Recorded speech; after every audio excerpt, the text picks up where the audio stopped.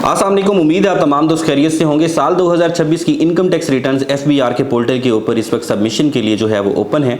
आप तमाम दोस्त जो अपनी इनकम टैक्स रिटर्न सबमिट करना चाहते हैं तो पोर्टल के ऊपर इस वक्त लाइव कर दिया गया, आप अपनी इनकम टैक्स रिटर्न सबमिट कर सकते हैं। साल 2026 की इनकम टैक्स रिटर्न सबमिशन की जो पोर्टल को लाइव किया गया है वो 23 जुलाई को किया गया है।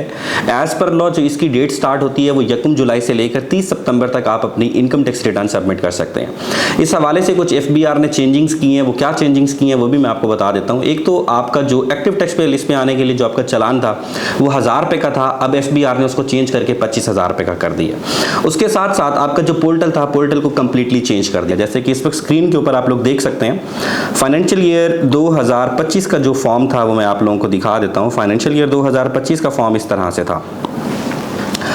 इसके अंदर सिंपली आप जो है साल 2025 का हो या पिछले किसी भी फाइनेंशियल ईयर का हो, वो इस तरह से आपके पास फॉर्म आता है। इसके अंदर किसी भी किस्म की आपने जो भी सोर्स ऑफ आपका इनकम होता है उसके अंदर आप अपनी इनकम टैक्स रिटर्न जो है वो सबमिट करते हैं। उसके लिए आज की जो इस वीडियो है, इस वीडियो के अंदर हम एफबीआर के पोर्टल के अंदर साल 2026 के अंदर जो मिस्टेक्स आ रही हैं, जो पोर्टल के ऊपर प्रॉब्लम्स यूज़र को फेस करने पड़ रहे हैं, वो सारे के सारे हम आज की इस वीडियो के अंदर कवर करेंगे। खास तौर के ऊपर जब आप अपनी वेल्थ स्टेटमेंट वाले सेक्शन के अंदर जाते हैं या उसके साथ साथ आप अपना आईटी या फ्रीलांसिंग आप लोग करते हैं तो अपनी इनकम टैक्स रिटर्न सबमिट करते हुए किस तरह के आपको मसाइल फेस करने पड़ते हैं, उस हवाले से मैं आज की इस वीडियो में आपको गाइड करूंगा। तो ये आपके पास इस तरह से पोर्टल है, आपने फाइनेंशियल ईयर 2026 की इनकम टैक्स रिटर्न सबमिट करनी है। तो अब आपने अपनी इनकम टैक्स रिटर्न, आपका सोर्स ऑफ इनकम क्या है, आपने खुद ही सिलेक्ट करना है। तो यहाँ पर आप बताएंगे आपके इनकम का सोर्स क्या है। मिसाल के तौर के ऊपर हम जिसकी इस वक्त टैक्स रिटर्न फाइल कर रहे हैं, इसका इनकम फ्रॉम आईटी एक्सपोर्ट्स है। यानी कि गवर्नमेंट ने खुद कहा हुआ है कि अगर कोई भी आईटी एक्सपोर्टर है, कोई भी कंपनी है या फ्रीलांसर है, बाहर की कंपनीज को फ्रीलांस करता है, आईटी की एक्सपोर्ट करता है, उसके बाद जो भी पाकिस्तान के अंदर पैसे आएंगे उसके ऊपर आपको 1% टैक्स चार्ज किया जाएगा। इसके अलावा ये फिक्स एंड फाइनल टैक्सेशन है, इसके अलावा मजीद किसी किस्म की कोई टैक्सेशन नहीं होगी। अगर आप पाकिस्तान सॉफ्टवेयर एक्सचेंज बोर्ड में रजिस्टर कर लेते हैं तो आपको 0.25% टैक्स देना है। इसकी सीधी सीधी मिसाल ये है कि अगर 1 करोड़ रुपए की आपने फ्रीलांसिंग की है तो आपको अगर IT Pakistan software exchange board के अंदर आप रजिस्टर होंगे तो सिर्फ 1 लाख रुपए टैक्स देना है। अगर आप नॉर्मल इनकम टैक्स की रिजीम के अंदर आते हैं और 1 करोड़ रुपए कमाते हैं तो एफबीआर आपको 30 लाख रुपए चार्ज करता है।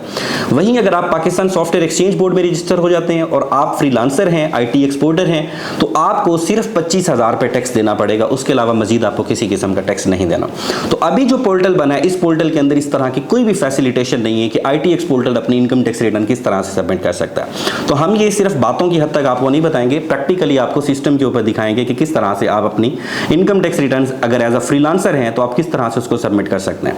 तो आप यहां पर आते हैं, मिसाल के तौर पर आपको सैलरी से भी इनकम आ रही है। मिसाल के तौर पे आपको जो है इनकम फ्रॉम अदर सोर्स भी आ रहा है, यानी कि आपको बैंकिंग नेटवर्क के थ्रू भी आ रहा है। यहां पर आप खुद ऑप्शंस के अंदर बताता भी है कि आपको प्रॉफिट ऑन डेट आ रहा हो, डिविडेंड इनकम आ रही हो, पेंशन आ रही हो, एन्युटी या अदर इनकम आपकी कोई हो, तो यहां पर आप मेंशन कर सकते हैं। हम क्योंकि इस वक्त लाई करते हैं फिक्स एंड फाइनल टैक्सेशन की कैटेगरी के अंदर, मगर क्योंकि पोर्टल के ऊपर मैं क्योंकि इसको काफ़ी दफ़ा यूज़ कर चुका हूं, इस वजह से आपको समझाने के लिए income from foreign source and assets को भी मैं सिलेक्ट कर लेता हूं, क्योंकि ये पैसे जो हैं बाहर से आ रहे हैं। हमारे पास अगर कोई और ऑप्शन नहीं है तो अगर हम यहाँ पर सबमिट करने की, इस पोर्टल के ऊपर सबमिट करने की कोशिश करेंगे कि अगर हम यहाँ पर सबमिट कर सकते हैं तो हम करेंगे। ठीक है, यहाँ पर आपने बताना है कि are you a resident Pakistani as per section 82 to 84 of income tax ordinance 2001। तो यहाँ पर अगर आप 183 दिन से ज्यादा जो है आप पाकिस्तान के अंदर रहे हैं तो आप रेजिडेंट सेलेक्ट करेंगे। अगर आप इससे ज्यादा अरसा बाहर रहे हैं तो आप नॉन रेजिडेंट सेलेक्ट करेंगे। ठीक है, तो हम जिस अभी यूजर की कर रहे हैं वो जो है पाकिस्तान के अंदर रहता है, हमने उसकी स्टार्ट रिटर्न फाइलिंग, ये जो भी यहाँ पर जो है आपको समरी दे रहा है कि एफबीआर के पोर्टल के ऊपर आपकी ये ट्रांजेक्शन, आपने 1 लाख रुपए कैश निकलवाया, उसके ऊपर 800 रुपए का टैक्स दिया, क्योंकि ये फाइलर नहीं था। अगर ये फाइलर होता तो ये टैक्स इसको पड़ता। उसके अलावा ये जो इसके थ्रू अगर आप कोई एडवर्टाइजमेंट करते हैं या फिर जो है आप नेटफ्लिक्स का आपका अकाउंट है तो मंथली जो आपको चार्जेस पड़ रहे होते हैं उसके ऊपर जो है ये आपको 1% जो है वो आपको टैक्स देना, 10% सॉरी आपको टैक्स देना पड़ता है, ये यहाँ पर मेंशन्ड है। तो उसके अलावा जो है ये तीसरे नंबर पर जो टैक्स आ रहा है यहाँ पर भी मेंशन्ड है। अब हम रिटर्न फाइलिंग की तरफ आ जाते हैं, जो हमारे मुद्दे की बात है।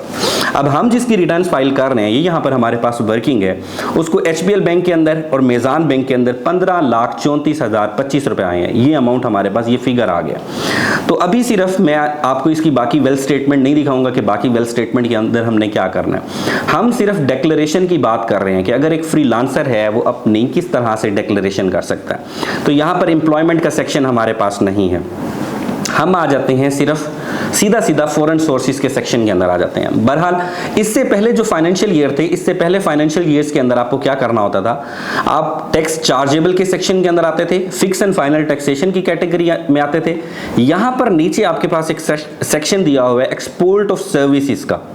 अगर आप पाकिस्तान सॉफ्टवेयर एक्सचेंज बोर्ड में रजिस्टर होते थे तो आप यहां पर लिखते थे, अगर आप पाकिस्तान सॉफ्टवेयर एक्सचेंज बोर्ड में रजिस्टर नहीं है तो export of services under section 154A 1% लिखा हुआ है। जो भी आपको अमाउंट रिसीव होती है आप यहां पर लिखते हैं ऑटोमेटिकली। यहां पर आपने टैक्स पे किया होता है तो आप लिख देते हैं, आप नहीं करते तो 1% आपका टैक्स जो है वो कैलकुलेट हो जाता है। अब इस तरह की कोई भी ऑप्शन इस फॉर्म के अंदर 2026 का जो फॉर्म है वो नहीं दिया गया। तो हम सबसे पहले उसी तरह से ट्राई करेंगे कि हम, क्योंकि विद होल्डिंग टैक्स के सेक्शन के अंदर आते हैं, विद होल्डिंग टैक्स के अंदर ये ऑटो जो उसने टैक्सेस जो है इसके पास ऑटोमेटिकली आ रहा है। उसके बाद हम यहाँ पर फिक्स एंड फाइनल टैक्सेशन की कैटेगरी, क्योंकि मैं आपको इधर फॉर्म के अंदर दिखा चुका हूँ कि ये फिक्स एंड फाइनल टैक्सेशन की कैटेगरी के अंदर ही आता है, ठीक है। अब यहाँ पर फिक्स एंड फाइनल टैक्सेशन की कैटेगरी के अंदर ये रहा, ठीक है। यहाँ पर आपके पास फिक्स एंड फाइनल टैक्सेशन की कैटेगरी है, आप यहां पर इसको सिलेक्ट करें, सेक्शन 154 है। अभी इसको मैंने सिलेक्ट कर लिया, 0.25% पाकिस्तान सॉफ्टवेयर एक्सचेंज बोर्ड के बाद रजिस्ट्रेशन के बाद भी जो आता है उसको भी मैंने सिलेक्ट कर लिया।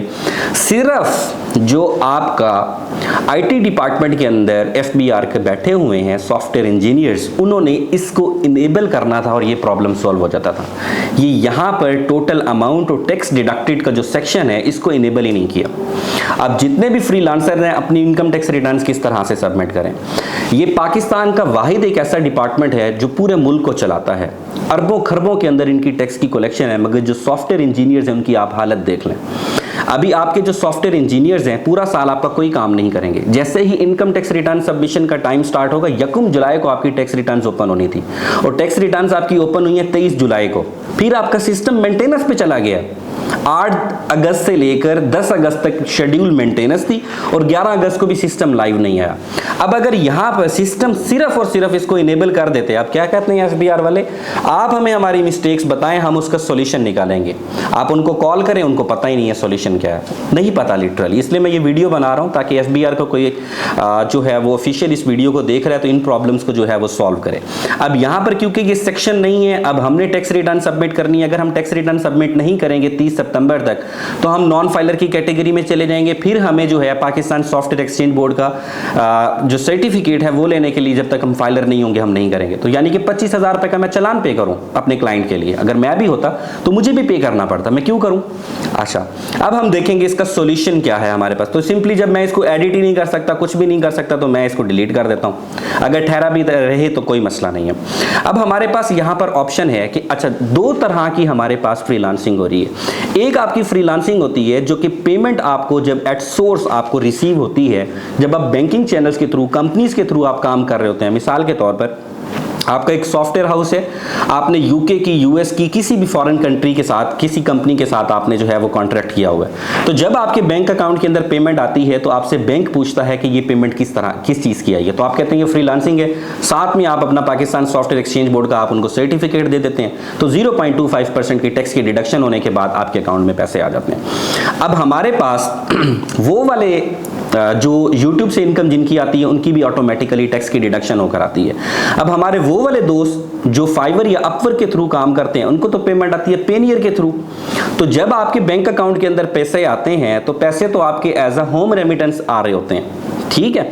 जब होम रेमिटेंस के ऊपर आते हैं, रेमिटेंस एग्जेम्प्टेड फ्रॉम टैक्स है। अगर रेमिटेंस के सेक्शन के अंदर जाते हैं तो यहां पर जाकर आप रिकंसिलिएशन के अंदर बताएंगे, यहां पर आपने बताना है रेमिटेंस के अंदर कि रेमिटेंस आपको किसकी तरफ से आ रही है। रेमिटेंस याद रखिए आपको ब्लड रिलेटिव जो है वो सेंड कर सकता है, आपके पेरेंट्स सेंड कर सकते हैं, बहन भाई सेंड कर सकते हैं, या आपके बच्चे आपको सेंड कर सकते हैं। तो यहां पर आपने अमाउंट बतानी है, सेंडर का नाम बताना है, रिलेशन बताना है और कंट्री बतानी है। अगर मुझे फ्रीलांसिंग के जरिए में आ रहा है तो मुझे तो 1% टैक्स देना है। अगर मैं 1% खुद टैक्स नहीं देता तो फिर कल को मुझे, अगर मैं यहाँ पर रेमिटेंस उसको डिक्लेयर करके अपनी इनकम टैक्स रिटर्न्स को सबमिट कर देता हूँ तो एफबीआर तो कल कल को मुझे नॉर्मल इनकम टैक्स रिजीम के अंदर ले जाएगा कि आपने वॉलंटरली अपनी इनकम टैक्स रिटर्न जो सबमिट की है वो फिक्स एंड फाइनल टैक्सेशन वाली की नहीं है, तो आपने यानी कि हमसे ये चीज़ छुपाई है, तो अब आप जो है उसके अंदर नॉर्मल टैक्स रिजीम के अंदर जाएंगे। बहरहाल मामला आपका लिटिगेशन के अंदर चला जाएगा, वहां पर आप इसको कंटेस्ट तो कर सकते हैं। अब यहां पर आपने क्या करना है, फॉर एग्जांपल जो हमारे फाइवर और अपवर्क के थ्रू फ्रीलांसिंग कर रहे हैं वो यहां पर आते हैं। यहां पर आने के बाद जैसा कि मैंने आपको बताया कि फॉर एग्जांपल आपको जो पेमेंट रिसीव हुई है यूट्यूब के थ्रू या कंपनीज के थ्रू पेमेंट रिसीव हुई है, तो आप यहां पर लिखते हैं कि income received from YouTube tax already deducted। ठीक है, ये आपने सेक्शन इसको क्रिएट किया, आपको फॉर एग्जांपल 80 लाख रुपए या आपको फॉर एग्जांपल 8 लाख रुपए आपको रिसीव हुए हैं, तो 8 लाख रुपए को आप यहां पर कैलकुलेट करते हैं। इसके ऊपर अमाउंट आपकी ऑलरेडी, क्योंकि आपका टैक्स डिडक्टेड हुआ है, आपको दोबारा से कोई टैक्स देने की ज़रूरत नहीं है, तो आप इस सारे को कॉपी करते हैं, सारे को कॉपी करके इनकम एग्जेम्प्टेड फ्रॉम टैक्स के अंदर इस सेक्शन के अंदर डालते हैं। हालांकि ये एग्जेम्प्टेड फ्रॉम टैक्स नहीं है, ये आपका फिक्स एंड फाइनल टैक्सेशन है। एग्जेम्प्टेड फ्रॉम टैक्स के ऊपर टैक्स 0 लगता है, ठीक है, किसी किस्म का टैक्स नहीं लगता। हम क्योंकि फिक्स एंड फाइनल टैक्सेशन की कैटेगरी के अंदर आते हैं, ये 3 कैटेगरीज हैं, यहां पर आपको समझाने के लिए मैं आपको बता भी देता हूं। एक income subject to normal tax है, इनकम एग्जेम्प्टेड फ्रॉम टैक्स है, यानी कि आपको पूरे साल के अंदर जो भी पैसे रिसीव हुए हैं वो यहां पर आप लिखेंगे, ठीक है। उसके अलावा तीसरा है फिक्स एंड फाइनल टैक्सेशन वाला। फिक्स एंड फाइनल टैक्सेशन के अंदर आपको डिविडेंड आ जाता है, आपको बैंक का प्रॉफिट आ जाता है, बहदूद सर्टिफिकेट्स होते हैं वो इसी के अंदर आ जाते हैं। उसके अलावा जो आप आईटी की फ्रीलांसिंग कर रहे हैं, इसके अलावा मल्टीपल ऑप्शन है, वो सारे के सारे ऑटोमेटिकली सिस्टम उसको कैलकुलेट करके यहाँ ला रहा है। फॉरेन रेमिटेंस आई है तो इधर लिख दें, इनहेरिटेंस आई है तो इधर लिख दें। ये 3 सेक्शन होते हैं मेनली जो आपके इनकम के यहाँ पर आप डिक्लेयर कर रहे होते हैं।